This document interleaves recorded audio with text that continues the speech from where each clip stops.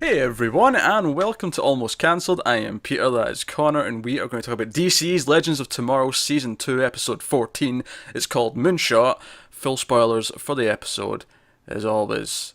Obviously you can see on the screen, there is a diagram which we made a few episodes ago of the show. It feels like a long time because it went on a break a couple of times, but Yeah. it was only like a few episodes ago. Detailing the timeline of Reverse Flash, and the current Reverse As Flash. best as we could figure it. Yes, because we had some thoughts and theories and quandaries, and we decided to take it like true science, like Stein would. Stein would approve of the diagram, the drawing I think board. I think even Thorne would approve of our diagram. It would. This episode presented him to be a scientist of the highest order who believes in doing the impossible. And as it turns out, figuring this shit out is the impossible because he completely threw a wrench into everything we said when we made up this diagram. All of this worked perfectly. All of this worked perfectly until he said, well, I worked with Caitlin and Cisco for a long time. No. That's just season 1 of The Flash. Yes. Yeah. So what's wrong with that? Season 1 of He The never Flash. experienced that. That's not this Reverse Flash. This is what we decided last time. You've forgotten our own diagram. Oh, no, you're right. You're right. He never Damn it. experienced that. He shouldn't have, anyway. The way we figured it out. Because if he did experience that, then why is he not dead? Because of Eddie at the end of the season. Whatever. Well, I think that's kind of the point, isn't it? They're saying he's a time remnant, so that's why he's trying to get the spear so that he can write himself back into existence. Yeah, but it worked without that. It did. They're just bastards, these writers. Honestly, I think it's just the writers. I think they didn't think it through as much as we did. No, I don't think they did. This feels messy. It doesn't feel like it makes much sense. It feels cheap. And it doesn't feel like. Now, I'm starting this quite negative. When I actually really liked this I thought it was a episode. fantastic episode. This was one of the best episodes this show's had. It was really good, and it's funny because in hindsight, I actually didn't like last night's or same night's The Flash, the same as much as I did when I talked about it. I've actually kind of soured on that a little bit. The more Interesting. I will talk. Obviously, this is Legends review. I don't This is want to talk definitely too a much. better episode than that Oh episode. yeah, of The absolutely. Flash. That's partly why it made me realise it so much. Is because I was watching this and I was like, I was thinking about this. This balanced drama and comedy so well, and you can tell we're getting towards the end of the season because stakes are getting quite high now. Yes. The spears all in play, everything's there. Stakes are getting higher, and ultimately the just the idea was fun. Like they're on the Apollo 13 moon mission, and Yeah. they're going to space and shit. That's cool. It's a good idea. So yeah, so I was just the Flash. I was like, oh, all that Speed Force stuff. It's just kind of Barry in a room with people talking at him cryptic. It's almost just an excuse to waste half of an episode with stuff that doesn't make any sense. I've soured on it a little bit since. I don't know. I still enjoyed it. What can I since we say? watched it. But anyway, so obviously we're up bright and early talking about Legends, and it was a good episode. The only other nitpick I have, other than the timeline shenanigans that he's messed up with that sentence, is so they set up that he can't use his speed powers with no gravity. And Yeah, that didn't make much sense to me. honestly, I'll buy it, right?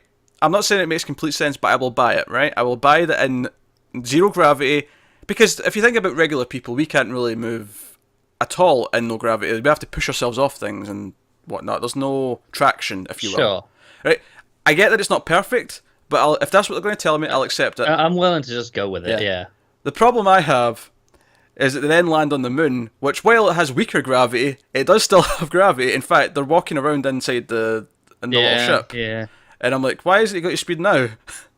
I know. It's a bit strange. So, again, feels like the Plot force. plot force, yeah. They're playing fast and loose with the rules a little bit here. And that one has felt especially a little bit annoying because they just used it. Yeah. Yeah. Especially since even when they get at the end of the episode when he goes on the Wave Rider, and they set up that once they get back in the atmosphere, he can like phase out of his cell. But I was like, but they've got artificial gravity turned on. Surely that still works. Yeah. And I'd have preferred them just to say, hey, Black Flash will come and catch me quicker if I use my speed. So I'm not using it much. Yeah, what was they even used as well at the end? That's why he rushes off. Yeah. Just be like, hey, something. He knows something's coming from him. The audience, we know. The others, Ray kind of figures out as it goes on. It's like, well, Do you know what would have been easy? Now, admittedly, this would probably open up a lot of problems later when we eventually have Flash on another planet, but they could have literally just said, the Speed Force isn't off Earth. The Speed Force is an Earth force that only exists on Earth. Admittedly, that would be kind of silly, but at the same time, at least it would have explained all this. Sure. But yeah, so again, it's not a huge deal. It's just them kind of playing a bit fast and loose with their Speed Force rules and whatnot. But yeah, so it bothered me that when they were actually landed on the moon, that he couldn't do anything with super speed. Bothered me a little bit that he could just get out the cell so easily. What, you thought their cell would be fancy and... Well, I mean, I just thought maybe they'd had protection against speedsters in the cells. Yeah. Like, you know, we've seen it's possible multiple times on the Flash. Oh yeah, because every time we need Barry detained, it's conveniently something the villain can do. Exactly. I mean, even Thorne himself was in one. Yeah, sure. Yeah. I guess it's just a sense it wasn't built for a speedster, and Yeah, I suppose that's fair. it's not built for that purpose. It's built for regular prisoners, so Yeah. sure enough, it goes out. But anyway, right, so that's enough negativity, because that really is the extent of my complaints. Because I thought the episode was really fun. They brought Nate's grandfather back in. What rank was he? Commander Steel? Commander, yeah. There's too many Steels. I have to think about which one's which. Steel, Citizen, Commander. Yeah, so you got Commander Steel back in it. He, of course, went to the 60s. The year's 1970, the year Apollo 13, where they go. The reason why they go to this timeline is they set this great running thing throughout the episode where Rip keeps being 2 steps behind of Sarah and the rest of the team, because he comes in and they've already looked at some images from NASA, because they sort of speculate. Admittedly, they jumped to that conclusion that he probably went to NASA a little bit quickly, but it was worth it for the end result, which is they solved this really quickly. And Rip comes in with his boots like, right, we need to figure out where he's went, and he's like, we found him already. It's good. Yeah, it is good. And do you know what the best part about all this was? Is they added this little chair next to Sarah's. It feels like the kid's chair next to the parent off to the side at the front of the ship. Because it's never been there before. The captain was always at the front, and then the rest were always in the seats at the back, which were always there. But this new little seat's been added just for Rip, because he's like the co-captain, and it's really funny. But we were saying we hoped they played with this. They played with that she's now the captain, and they not only are they doing that and they're having fun with them, both kind of conflicting, they're flat out saying, "No, she's better at it than he is." Yeah, my favourite was when Commander Steel was like, "Hey, good job whipping him into shape. You made him a real team." Yeah, they're much better than they were at the start of the season. Yeah, much better than when you were in charge, eh? That stuff was really good, but what I liked about it is not only was it funny, it was good character development, and it showed us how far they've come along this season since the start of the year. So I like that. It showed all that stuff. And then coming up with solutions. It was the same at the end, not the end, but later on when they realise, alright, so there's the lunar module, we have to get there, and it's like, we need to figure this out, and Sarah's like, alright, we're ahead, already Ray's out in his suit, because we've already established that Ray can go into a vacuum with his suit. Yep. And, so yeah, perfect. Great idea. But all the space stuff was fun. And then the other thing that I thought this episode did really, really well is that it gave Ray finally something noteworthy to do, or a role this season. It finally gave him something like yes, he's enjoying being on the moon because it's Ray. Of course he is. Which, don't get me wrong, the 2001 music playing as he was walking on the moon, glorious, perfect, exactly what it should have been. It is exactly what it should have been. You can't get... if you have something like that and you don't use the thruster, you're missing out. I'm glad you... do you know what? I was tempted to just ask you what the name was, but I thought, in case he doesn't know it, I'll just say 2001, and if he brings it up, he brings up the real name. I do know that one. But, because, before anyone says, I know it wasn't written for 2001, it's a classical piece of music. Right. But, so they play that, and he's walking in slow motion across the moon, and it's perfect. It's exactly what this moment should be. Yeah. But what they do is they give him, and of all people, Eobard, the Reverse Flash, they give them this kind of weird bond because they're both scientists, and they have this weird stare down at the end as well when he has to run off because Black Flash is coming, he doesn't have time to get the piece of the spear. This was fun stuff, and the fact that he has to trust them, the fact that he 2 times, once in the lunar module and then again, because the ship's all burned up and like they can't. The shields, they have to divert all the power to the shields to try and not die on re-entry to Earth. And it's all, the lunar space travel and re-entering Earth with the right angle and all that. This is stuff that I vaguely remember from movies and school and stuff. I couldn't explain it in depth, but I understand the basics. Well, I mean, if I say here, go too low, you burn up. Yeah. Too high, you bounce off. Yeah. So, and I loved it when he goes in to talk to Eobard, he's like, 38 degrees, don't have to ask me the question. I learned how to do this in like grade school because I'm from the 22nd century. You peasant. go, go, go do it. I know. But even that leads to a nice moment where Sarah has to make a choice as a captain. Rip actually acknowledges that this is your choice. This is he hands it over, and it's. I was a little bit like, why are they not trusting him? He's gonna die just as much as you all are if he's wrong. I get it. He's sketchy.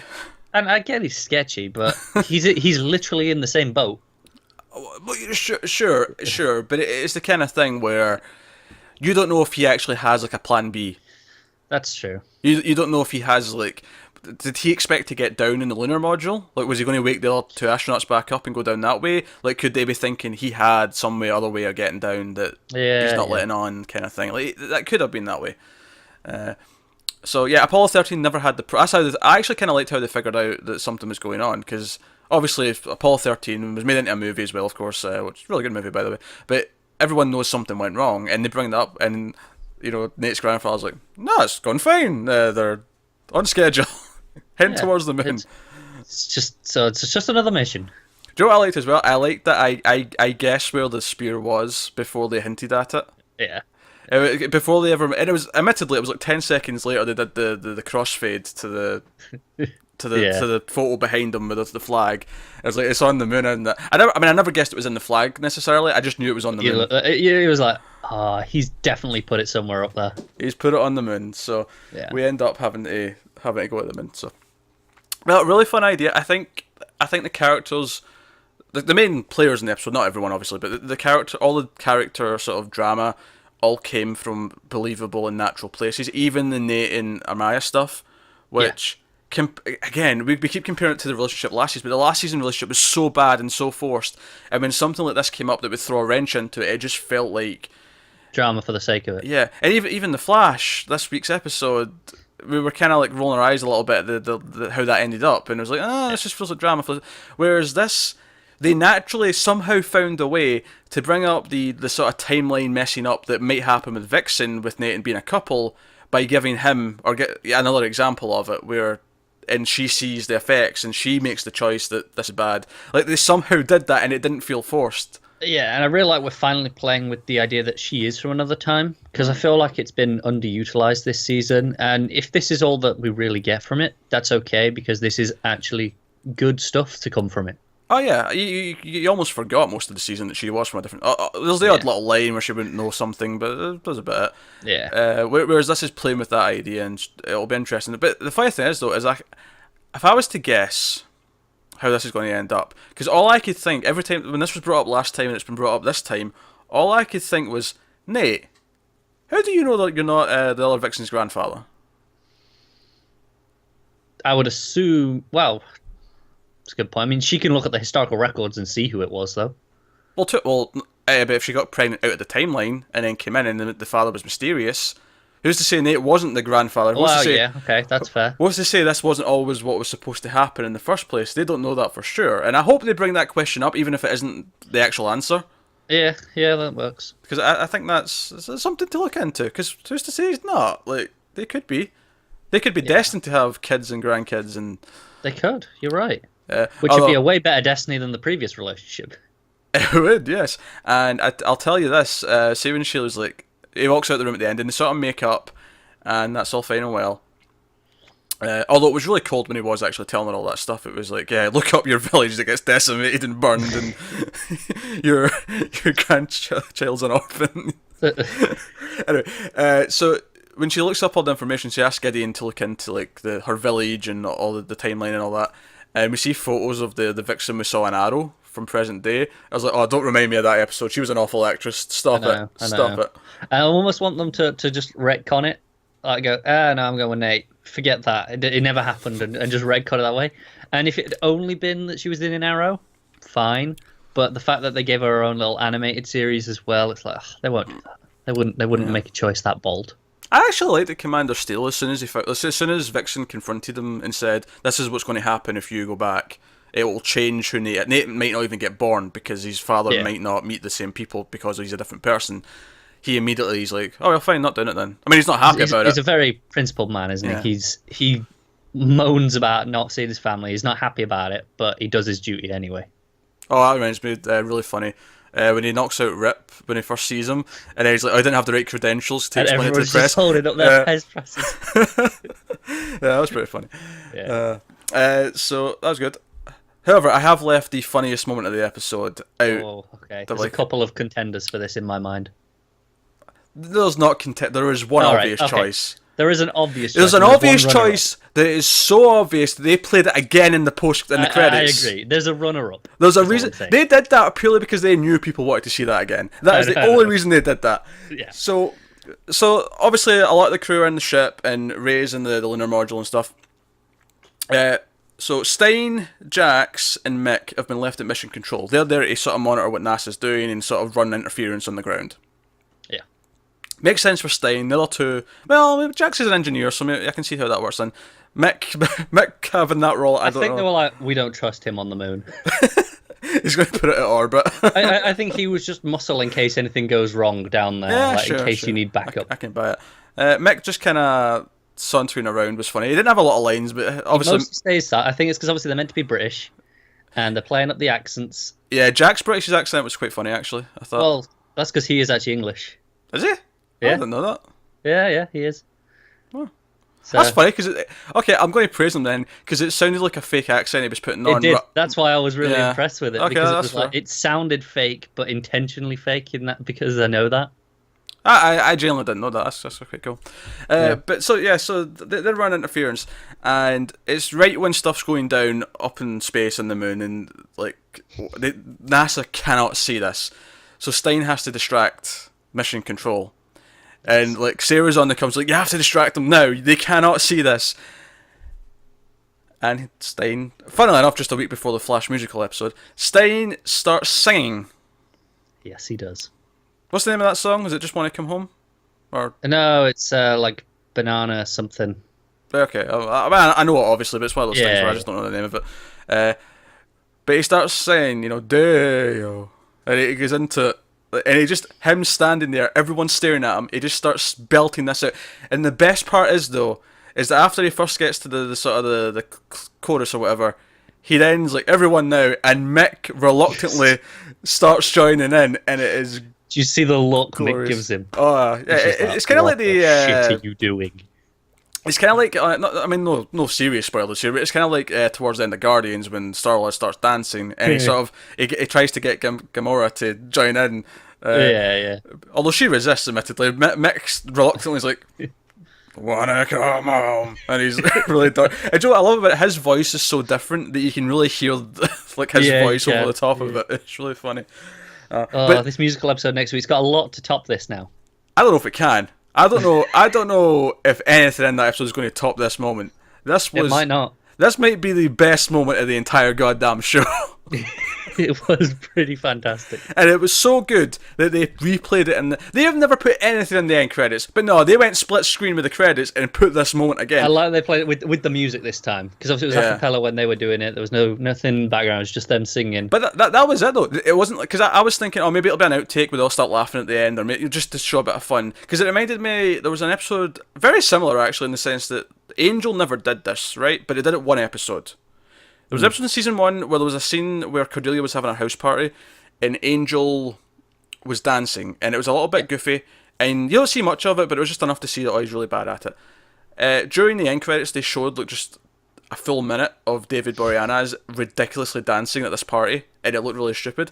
And they never did it again, but this kind of felt like that. So I thought, maybe it'll go goofy at the end, and they'll keep going, and everyone will start singing with them or something. Like they'll do something different. Yeah. But no, it was just the clip with the music, and it was almost funnier because of that. Yeah, you just wanted to see it again. Here it is. Yeah. We got an encore. We did get an encore. Got an encore. It was pretty fantastic. So where are we getting into the final part? So we have 3 episodes left. We now have Eobard and Ray have this kind of weird moment, and they have this kind of weird relationship now, which gives Eobard was already great, but it gives him a personal connection to someone on the ship that he didn't have before. Yeah, I really like this idea that they're very similar, and like he says to Ray, you could have powered a city, but no, you went to your atom suit just because you could. You wanted to prove yourself as something. Points out a little bit of his hypocrisy. It does, which I appreciate, because it is a part of his character, I think, that he is this kind of hypocritical person. Yeah. I mean, Eobard's kind of hypocritical in that he shouldn't exist. Yeah, yeah. So we have that, and that raises the stakes. We have Sarah is confirmed to be new captain. I really like her as the captain anyway, so I'm really glad that they're going that route. Actually, I really liked her little pep talk with Rip when he's like, "Oh, I'm trying to find my place now. I don't know what I am if I'm not the captain of this team." And she basically kind of does the thing where she says the opening spiel where you're an outlaw and a misfit. Yeah, sounds like you're a legend. I actually really like that, because it makes him feel like part of the team again, with just something as simple as that. He has something that is kind of what this whole team is. It's they're misfits. They're not really a team of anywhere else. C-listers. Exactly, and it kind of throws him in with them. He's not above them. He's not the captain anymore. He's just another one of the crew, which I really like. Yeah. So he can shut his goddamn mouth and start taking orders. Exactly. I'd like every so often to see him think he's in charge. Just snap back into that mode, like accidentally. Yeah, I can see it. So we got that. We got 2 pieces of the spear. The villains have got 2 pieces of the spear. There was 4 in total, right? I'm not just making that up. Was 4, yeah, pretty sure. Yeah. Well, the good guys definitely have 2. The bad guys have whatever's left, but I think that was an all 2. Yeah. So yeah, we get into the final stretch of the season. So we'll see. Stakes are up. I'll just say I really loved Ray's bit of the Martian. Oh yeah, I knew how Matt Damon felt. Which was funny itself. I mean, was that film out before they left? No. Okay, I was thinking that was a bit weird. But then when he did the video log as well, and he was like, "I'm gonna have to science the shit out of this." Yeah, especially when Eobard was like, "What are you doing?" Yeah, it was great. What do we? It's like, come on, let's cut this nonsense out. We've got to save the cells. We're on a clock here. We're going to die. I mean, if we can't get this up, we're going to run out of air in like however long. God damn it. I will say this though, I did think it was weird how they said they were shutting off the heat, and Sarah says this bundle up, and then in the next shot when it's you see some frost in the glass, but otherwise they're just acting normal. I was like, I think one of them maybe goes like this at one point. Yeah. So come on, put some blankets around them or something just to sell it a little bit. I mean, I just assumed that the re-entry heat was going to warm them back up a bit, but burn them to a crisp. Well, it's not quite that hot, obviously, but it's still hot, surely. I think that's so quick though. Yeah, probably. I think it's kind of like if you were in a bath of ice, right, and you were there for an hour, and you went out into the hot sun for 5 minutes. I don't think you would instantly feel hot. Like you'd probably still be cold at the end of that 5 minutes. Yeah, probably. That's true. I mean, why are we questioning the science on this show? It's never showed itself to care before. True, but there's at least 3 characters who are claimed to be scientists, so.